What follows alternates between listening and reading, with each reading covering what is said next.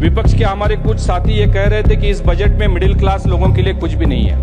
वे कहते इस बजट में कोई विजन नहीं है, ये बजट निराशाजनक है, किसानों के लिए कुछ नहीं है, महिलाओं के लिए कुछ नहीं है, एमएससी के लिए कुछ नहीं है। और कुछ साथी तो यहां तक कह रहे थे कि भाजपा मोदी सरकार देश के 80 करोड़ लोगों को मुफ्त राशन दे रही है क्योंकि ये लोग काम नहीं कर रहे। सर, विपक्ष के लोग बेरोजगारी की बात करते, मैं सर 1 मिनट में खत्म करता हूँ। सर धनंजय महादेव, धन्यवाद उपसभापति जी। आप बोलिए। आपने मुझे यूनियन बजट 2025 पे बोलने का मौका दिया। मैं हमारे नेता महाराष्ट्र के मुख्यमंत्री माननीय देवेंद्र फडणवीस जी का और सदन के नेता जेपी नड्डा जी का भी आभार प्रकट करता हूं, जिनकी वजह से मैं आज यहां पे खड़ा हूं। लगातार 8वीं बार संसद में और देश के सामने बजट पेश करने के लिए मैं माननीय वित्त मंत्री निर्मला जी का भी अभिनंदन करता हूं, क्योंकि उन्होंने एक रिकॉर्ड बनाया है। सभापति जी, 2025 का यह बजट कोई आम बजट नहीं है। 2027 तक देश की अर्थव्यवस्था 5 ट्रिलियन इकोनॉमी के ओर लेने जाने के लिए एक कदम, और 2047 तक भारत को विकसित भारत बनाने का जो दृढ़ संकल्प माननीय प्रधानमंत्री मोदी जी का है, उसकी तरफ एक अहम कदम है। साथ ही साथ देश के 144 करोड़ लोगों की अर्थशक्ति बढ़ाने वाला, उनके सपने और आकांक्षाओं को पूरा करने वाला और उसकी ओर अग्रसर ये बजट है। सर, कोविड महामारी के बाद दुनिया के कई सारे देश, इनकी अर्थव्यवस्था बिखर गई। कई सारे प्रधानमंत्री अपने देश की आर्थिक स्थिति संभाल नहीं पाए, लेकिन यह भारत है जिसकी अर्थव्यवस्था माननीय प्रधानमंत्री मोदी जी के नेतृत्व में 10 साल से लगातार फास्टेस्ट ग्रोइंग इकोनॉमी का रिकॉर्ड बनाए रखे हैं। सर, 2012-13 की तुलना में इस देश का बजट का साइज अगर हम देखेंगे तो 2012-13 में 16 लाख करोड़ का बजट था। आज 2025 का ये बजट है 50,65,000 करोड़ का ये बजट बन गया है। विपक्ष के हमारे कुछ साथी ये कह रहे थे कि इस बजट में मिडिल क्लास लोगों के लिए कुछ भी नहीं है, जो कि इस देश की अर्थव्यवस्था की रीढ़ की हड्डी है। लेकिन सभापति जी, इस बजट का सबसे ज्यादा लाभ अगर किसी को हो रहा है तो मिडिल क्लास को हो रहा है। 2014 में जब हमारी सरकार आई तब 2.5 लाख रुपए तक का इनकम टैक्स जो था उसको माफ किया गया था। फिर हमारी सरकार आने के बाद 5 लाख, 7 लाख और अब 12 लाख रुपए तक का इनकम टैक्स फ्री कर दिया गया। और अगर सैलरीड पर्सन है तो 12,75,000 तक कोई इनकम टैक्स नहीं लगता है। अध्यक्ष जी, ये घोषणा एक गेम चेंजर घोषणा है। विपक्ष के कुछ हमारे साथी टीवी चैनल पर इंटरव्यू देते वक्त हमने देखा, वो बोल रहे थे कि 12 लाख तक तो ठीक है, लेकिन अगर इनकम 12,01,000 हो जाएगा तो पूरा 35% इनकम टैक्स भरना पड़ेगा। मैं कुछ आंकड़े आपके सामने, आपके माध्यम से सदन में और देश के सामने रखना चाहता हूं। सर, 12 लाख तक अगर इनकम है तो उसमें 0 टैक्स है। 16 लाख तक अगर इनकम होता है तो 7.5% इनकम टैक्स लगेगा।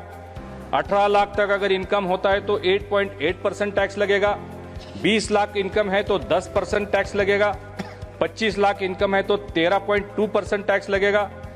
और 50 लाख अगर इनकम है तो उस पर सिर्फ 21.6% टैक्स लगेगा। तो मैं विपक्ष के साथी जो एक फेक नैरेटिव सेट करने की प्रयास कर रहे हैं, उसकी ओर देश का ध्यान आकर्षित करना चाहता हूं। इससे सर, ये 12 लाख तक का जो टैक्स माफ किया है उससे 8 करोड़ से भी ज्यादा परिवारों को लाभ होगा, और राजस्व में हमारी सरकार 1 लाख करोड़ रुपए तक की छूट दे रही है। अध्यक्ष जी, इंसान मेहनत किस लिए करता है, कमाता किस लिए है? ताकि वो अपने परिवार का पालन पोषण कर सके, बच्चों को अच्छी शिक्षा दे सके, व्यवसाय में, व्यापार में वृद्धि कर सके, उसके पास अच्छा घर हो, अच्छी गाड़ी हो, स्वास्थ्य की अच्छी सुविधा हो। मैं ये मानता हूं कि 1 लाख करोड़ रुपए की छूट जो हमारी सरकार दे रही है, ये करोड़ों भारतीयों का सपना पूरे करने की ओर ये काम करेगा। अध्यक्ष जी, मैं कल विपक्ष के 2 दिन से सभी साथियों को सुन रहा था। वे कहते इस बजट में कोई विजन नहीं है, ये बजट निराशाजनक है, किसानों के लिए कुछ नहीं है, महिलाओं के लिए कुछ नहीं है, एमएससी के लिए कुछ नहीं है। और कुछ साथी तो यहां तक कह रहे थे कि भाजपा मोदी सरकार देश के 80 करोड़ लोगों को मुफ्त राशन दे रही है क्योंकि ये लोग काम नहीं कर रहे, ये गरीब है। तो मुझे बताइए सर, ये देश कैसे चल रहा है अगर 80 करोड़ लोग काम नहीं कर रहे तो? और हमारी सरकार को कोसते कोसते ये देश की जनता को भी कोस रहे, ये मैं आपके सामने रखना चाहता हूं। 25 करोड़ लोग गरीबी रेखा से ऊपर आए, उस पर भी हंसी मजाक उड़ाया जाता है। सर, गरीबों को जो कमाई होती है उसको खर्चा करने के लिए, परिवार पर खर्चा करने के लिए जो खर्चा होता है तो पूरा अभी सरकार कर रही है। राशन दे रही है, मुफ्त गैस दे रही है, शौचालय दे रही है, 4 करोड़ घर बनाए हैं। इसकी वजह से उनकी आय बढ़ी है और इसलिए 25 करोड़ लोग गरीबी रेखा से ऊपर आए। हमारे देश में जो भी निर्माण होता है सर, उसमें से 80% निर्माण एमएसएमई के माध्यम से होता है। क्रेडिट गारंटी स्कीम जो चल रही है उसको 5 करोड़ से बढ़ाकर हमारी सरकार ने 10 करोड़ कर दिया गया है, जिसमें अगले 5 साल में केंद्र सरकार 1.5 लाख करोड़ का निवेश करेगी। सर, स्टार्टअप्स की मर्यादा 10 करोड़ से बढ़ाकर 20 करोड़ कर दी गई है। सर, विपक्ष के लोग बेरोजगारी की बात करते हैं, मैं सर 1 मिनट में खत्म करता हूँ। विपक्ष के लोग बेरोजगारी की बात करते हैं। ये बात सही है कि पिछले 10 सालों में school, college, medical college, engineering college की संख्या बढ़ी है, 2 गुनी हो चुकी है, जिसकी वजह से पढ़े लिखे नौजवानों की संख्या बढ़ी है।